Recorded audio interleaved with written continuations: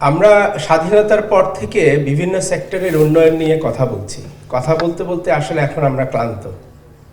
হ্যাঁ, এই সেক্টরের কিভাবে উন্নতি হবে, এইভাবে কিভাবে একটা শিল্প পার্ক হবে, কিভাবে বিসিকের মাধ্যমে বিপ্লব ঘটে যাবে, কিভাবে একটা রোডম্যাপ করে আমরা এই সেক্টরকে এক্সপোর্টের মহাসড়কে নিয়ে যাব, এরকম অনেক কথা কিন্তু আমরা বলেছি, অনেক রিসার্চ আমরা করেছি, অনেক স্টাডি আমরা করেছি।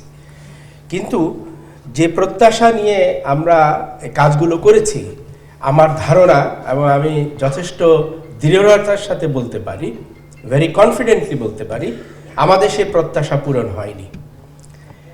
পৃথিবীর অন্যান্য দেশ যখন টেক অফ করে, তাদের যে এক্সপোর্টের যে শিফটিংটা হয়, আপনার লাইট ইঞ্জিনিয়ারিং প্রোডাক্টে গিয়ে এটার পরিণতি ঘটে। আমরা বাংলাদেশে গত 40-50 বছরে সেটা করতে পারিনি। গ্র্যাজুয়ালি আমাদের এই যে অ্যাগ্রো থেকে আমরা আসলাম হলো ম্যানুফ্যাকচারিংয়ে আমরা ইনভলভ হলাম টেক্সটাইল অ্যান্ড আরএমজিতে। কিন্তু এই জায়গা থেকে আমাদের যে আরেকটু সামনে যাওয়া দরকার, যেটা ছিল লাইট ইঞ্জিনিয়ারিং প্রোডাক্ট, সেখানে কিন্তু আমাদের উত্তরণটা ওইভাবে ঘটেনি। যদিও এলডিসি থেকে আমরা উত্তরণ ঘটবে এই বছরের নভেম্বর মাসে, এবং অনেক পৃথিবীর দেশে আমাদের রপ্তানি পণ্যের যেই শুল্কমুক্ত প্রবেশ যে সুযোগ, সেটাও আমরা হারাবো।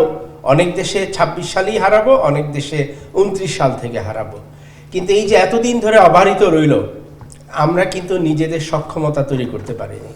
এতদিন ধরে যে বাজারের সুযোগটা ছিল, সেটার আমরা সদ্ব্যবহার করতে পারিনি। আমি আজকে এখানে হতাশার কথা বলতে আসি নাই। আমি মনে করি যে এখনো সময় ফুরিয়ে যায়নি, আমাদের এখনো যথেষ্ট সময় আছে।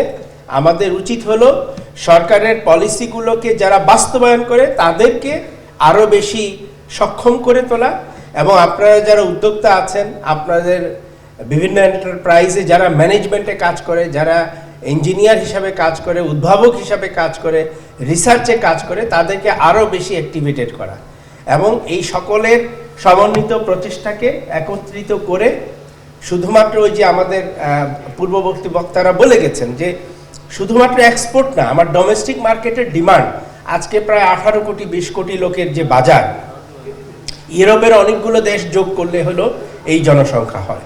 আবার যদি আমি পারচেজিং পাওয়ার প্যারিটি দিয়ে বিবেচনা করি, তাহলেও দেখা যাবে যে বাংলাদেশের অন্তত 25% লোকের তো ক্রয় সক্ষমতা আছে।